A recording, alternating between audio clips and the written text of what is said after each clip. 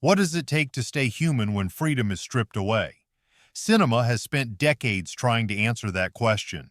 From muddy trenches to bamboo cages, from quiet defiance to daring escapes, these films capture the unbreakable spirit of those trapped behind enemy lines.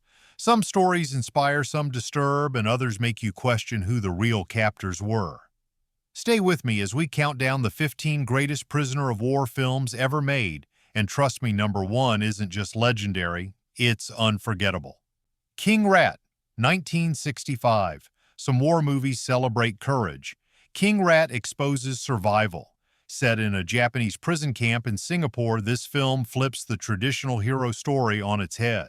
Instead of brave soldiers plotting escape, we meet Corporal King, played by George Segal, an American prisoner who thrives by manipulating guards, trading goods, and adapting to cruelty. Director Brian Forbes creates a tense, claustrophobic atmosphere where morality erodes as fast as the prisoner's health. There are no stirring speeches, just quiet desperation and a new kind of social order built from hunger and fear. The Japanese guards are harsh, but the real struggle comes from within the prisoners' pride and envy tearing them apart. When the war ends, the tables turn, leaving a haunting question about what survival costs. King Rat is intimate, unflinching, and deeply human, a story about endurance when decency becomes a luxury. The Roundup, 1966. Directed by Miklos Jancho, this Hungarian masterpiece breaks every Hollywood rule. No rousing music, no emotional speeches, just silence and suspicion. Set after a failed rebellion in 19th century Hungary, the Roundup follows hundreds of men detained and interrogated in the scorching desert. Guilt and innocence blur as power itself becomes the weapon. Jancho's camera drifts across long hypnotic takes, revealing fear not through violence, but through stillness. The guards act with terrifying calm, their cruelty methodical, their logic empty. It's not a film about escape, it's about the invisible cages built by systems of control. Critics adore it. Casual audiences rarely see it. Yet its influence runs deep, shaping directors like Scorsese and Spielberg. The Roundup shows that captivity doesn't always need walls. Sometimes obedience itself is the prison. Empire of the Sun, 1987. Before Christian Bale wore the cape, he starred in Steven Spielberg's Empire of the Sun, a stunning story of innocence lost. Bale plays Jim, a young British boy separated from his parents during Japan's invasion of Shanghai. Captured and placed in a Japanese internment camp, Jim learns to survive through willpower and the guidance of a cynical survivor played by John Malkovich. Spielberg crafts an emotional epic filled with vast skies, haunting aircraft sequences, and a heartbreaking John Williams score. This isn't a tale of escape, it's a coming-of-age inside captivity. Jim's wonder gradually turns to resilience, and by the film's end, the boy who once dreamed of airplanes has become something far stronger, a survivor. Empire of the Sun proves that freedom isn't just a place, it's a state of mind. Hart's War, 2002. Part courtroom drama, part war story, Hart's War updates the POW genre for modern audiences.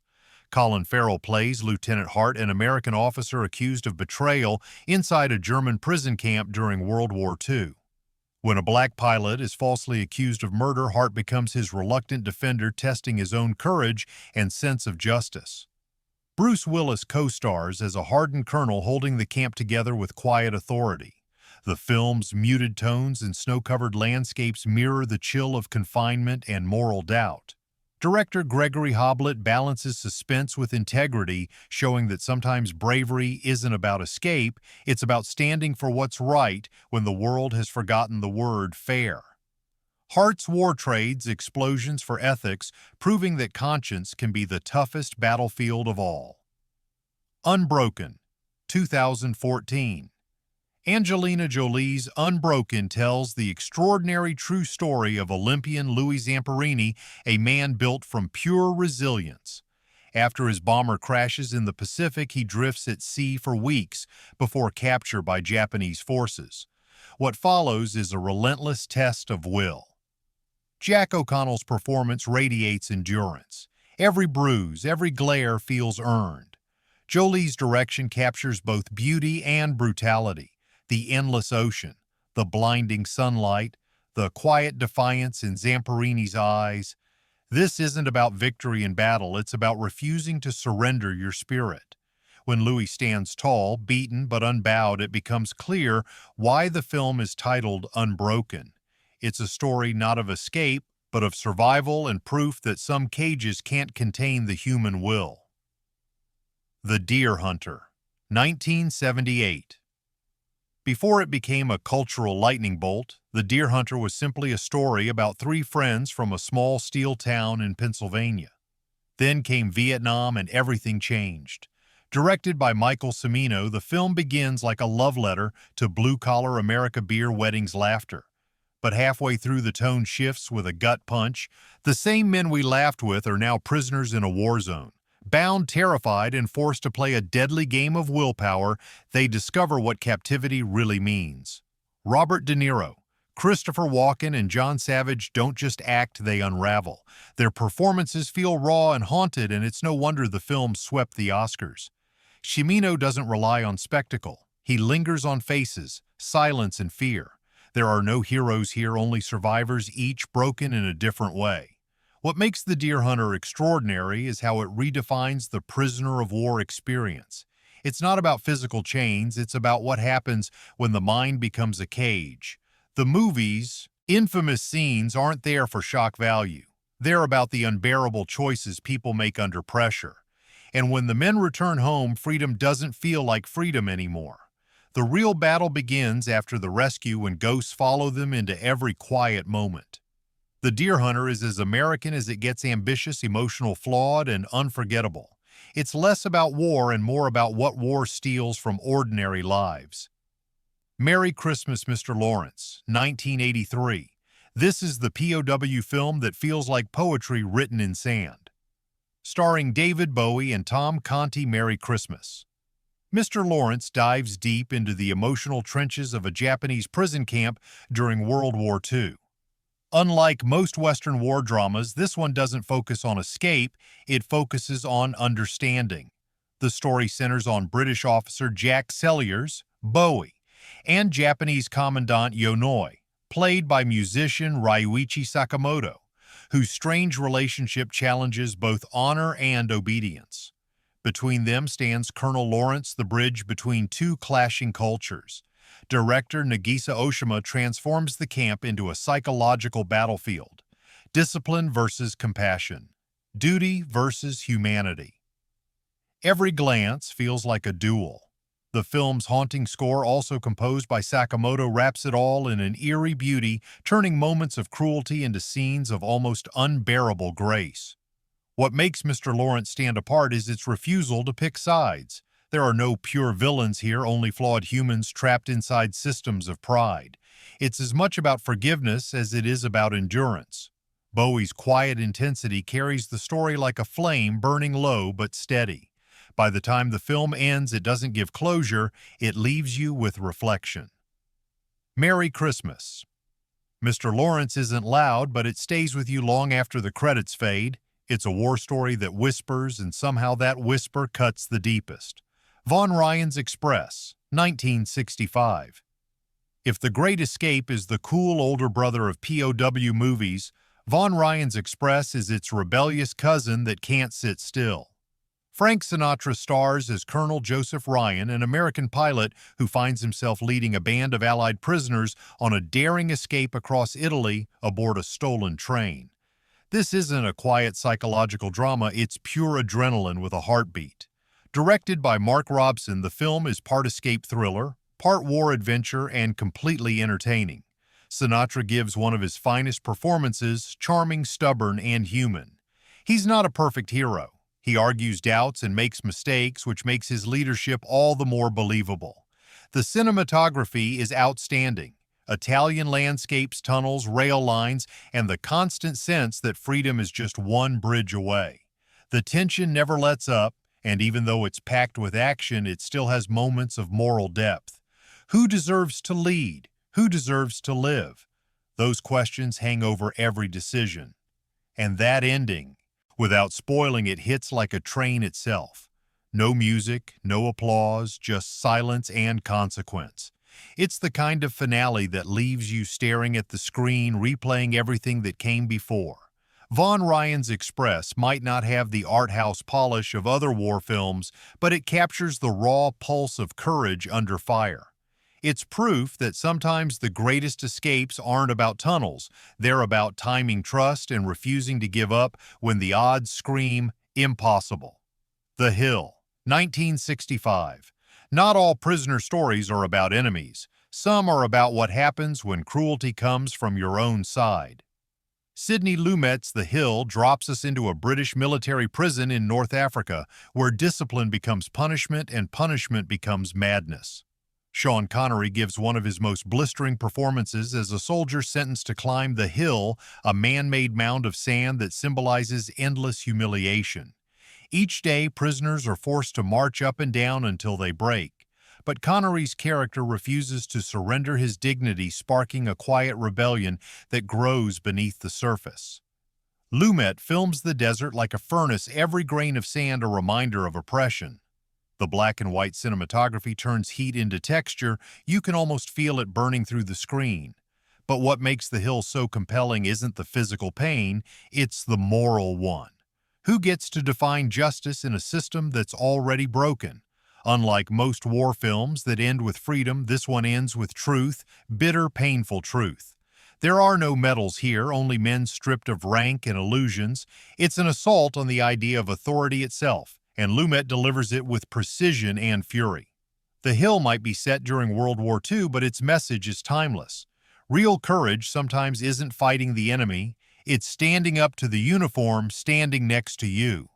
The Great Escape, 1963. If there's one film that defines the prisoner of war genre, it's this one. The Great Escape isn't just a title, it's a legacy. Directed by John Sturges and featuring one of the greatest ensemble casts in film history, Steve McQueen, James Garner, Richard Attenborough, this World War II epic blends adventure, wit, and heartbreak in perfect balance. Based on the real-life escape from Stalag Luft III, it tells the story of Allied airmen plotting the impossible, digging tunnels under a heavily guarded camp to set hundreds free. The film builds tension, slowly layering humor and camaraderie with meticulous detail. Every pickaxe swing, every coded glance feels like part of something monumental. And then there's McQueen, cooler than ice, riding his motorcycle across the countryside in one of cinema's most iconic sequences. It's a scene that still makes audiences hold their breath even 60 years later. But what elevates The Great Escape beyond spectacle is its tone. It celebrates ingenuity and defiance without ever glamorizing the cost. By the end, the triumphs feel earned and the losses hit hard. Sturges turns what could have been a simple escape movie into a hymn to teamwork, bravery, and the bittersweet price of freedom. Every war movie since has borrowed from it, but none have matched its spirit. The Great Escape isn't just great, it's the blueprint. The Bridge on the River Kwai, 1957. Sometimes the fight for survival isn't against an enemy, it's against pride. The Bridge on the River Kwai captures that moral struggle like no other. Directed by David Lean, this epic masterpiece follows British POWs in a Japanese camp during World War II, ordered to build a bridge that will aid their captor's army. Enter Colonel Nicholson, played by Alec Guinness, a man so devoted to military discipline that he becomes blinded by it. Instead of resisting, he leads his men to build the finest bridge possible, turning an act of oppression into a twisted form of victory. Opposite him stands Colonel Saito, the camp commandant, equally obsessed with honor. Together, they create one of cinema's most fascinating duels, not of fists, but of wills. Lean's direction is grand and meticulous. The jungles are lush, the river ominous, and the whistled march tune has become iconic. Beneath the adventure lies deep irony. In pursuing excellence, Nicholson ends up helping the enemy. When realization finally hits, it's too late. The bridge has become both a monument to discipline and a symbol of madness. The film swept the Oscars and redefined the war genre forever. But what really makes it immortal is its question. When does duty become delusion? The bridge on the River Kwai doesn't answer, it just lets the explosion of conscience echo long after the credits roll. A Man Escaped, 1956. If most prison films are about noise clashes, Plans shouts Robert Bresson's A Man Escaped is about silence. Every creak, every whisper, every scratch of a spoon against the wall feels monumental. Based on the true story of French resistance fighter André Devigny, this minimalist masterpiece follows one man's meticulous plan to break free from a Nazi prison. There's no background music swelling to tell you how to feel. No emotional speeches, just quiet persistence and the weight of time pressing down. Bresson turns small actions into symphonies of tension, folding a blanket, carving a hinge-hiding wire. It's not about escape, it's about faith in action, about what keeps a person alive when hope is reduced to fragments of sound and motion. François Leterrier plays Fontaine, a man who never wastes a second or a gesture. His patience becomes an act of rebellion, and when he finally shares his plan with a young cellmate, trust itself becomes the film's biggest risk. What makes A Man Escaped extraordinary is its purity. It strips away drama until only essence remains. The human spirit, stubborn and precise. You don't just watch his escape, you feel every breath of it. By the end, Bresson gives no glory, no grand applause. Just freedom, quiet, earned, and profound. In the realm of POW films, it stands alone, whispering that true resistance doesn't need noise to be powerful. The Colditz Story, 1955. Before CGI and modern blockbusters, The Colditz Story delivered real tension with pure grit. Directed by Guy Hamilton, who later helmed James Bond films, this British classic dramatizes true events from the infamous Colditz Castle, a high-security prison for Allied officers deemed escape experts. This isn't fiction. The prisoners were real, their plans ingenious. The castle itself, perched on a cliff, was considered escape-proof. Yet within its walls, a network of tunnels, decoys, and disguises took shape, all built by men who refused to accept defeat. Hamilton captures the quiet discipline of British stoicism perfectly. There's humor in the absurdity too, the camaraderie, the whispered jokes, the coded chess moves. Even when hope runs thin, these men treat escape like an art form. No melodrama, no empty patriotism, just smart, patient courage. What makes the Colditz Story special is its authenticity. It doesn't glamorize war, it celebrates creativity under pressure. The performances feel lived in, especially John Mills as Pat Reed, the officer whose real-life memoir inspired the film. You feel the claustrophobia of the stone corridors, the scratch of tools against mortar, the heartbeat behind every plan. It's less about the act of escaping and more about the human need to try. In its understated British way, the Colditz Story proves that dignity can be the most dangerous weapon of all. Stalag 17, 1953.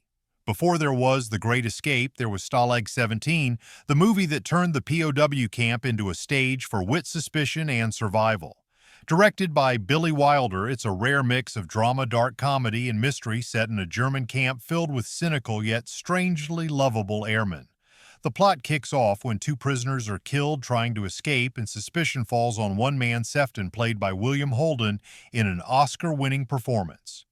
He's smart, sarcastic, and unpopular, running black market trades with the guards. But when secrets start leaking, everyone wonders, is he the traitor or the only one who actually sees what's going on? Wilder, a refugee from Nazi Germany himself, brings biting realism and wicked humor to the script. The camp feels lived in, muddy, noisy, and full of gallows banter. You laugh one moment and flinch the next. It's part detective story, part survival drama, and completely unpredictable. Unlike other films that glorify escape, Stalag 17 reminds us that freedom can mean different things: truth, revenge, or just one good laugh in the face of despair. By the time the final twist lands, you realize you've been watching not just a war film, but a sharp study of human nature under pressure. Stalag 17 is both cynical and deeply humane, exactly the balance that makes Billy Wilder a genius. La Grande Illusion, 1937. Before Hollywood even knew what a POW film was, Jean Renoir gave the world La Grande Illusion, the first and still the greatest. Set during World War I, it follows French officers captured by the Germans, including aristocrats, working-class men, and even a Jewish officer, all trapped together behind the same walls. But Renoir isn't interested in the mechanics of escape. He's after something much deeper. Class friendship and the illusion that war can ever truly divide men who share the same humanity. Pierre Freinet and Jean Gabin deliver timeless performances, their dignity and humor shining through every hardship. Even the German commandant, played by Erich von Stroheim, is portrayed with empathy, a man bound by honor rather than hatred. The film's title says it all. The Great Illusion is the idea that nations and ranks matter when the reality is far more fragile. Renoir shot it with a poet's eye, turning captivity into a mirror of society itself. Released just before World War II, La Grande Illusion became a warning the world ignored. Banned by Hitler, celebrated by critics, and cherished by generations since it remains the beating heart of the prisoner of war genre. It's not just a movie about men in confinement. It's about what stays free when everything else is taken away. So what do these films really tell us? That even when walls rise, the mind refuses to stay locked in.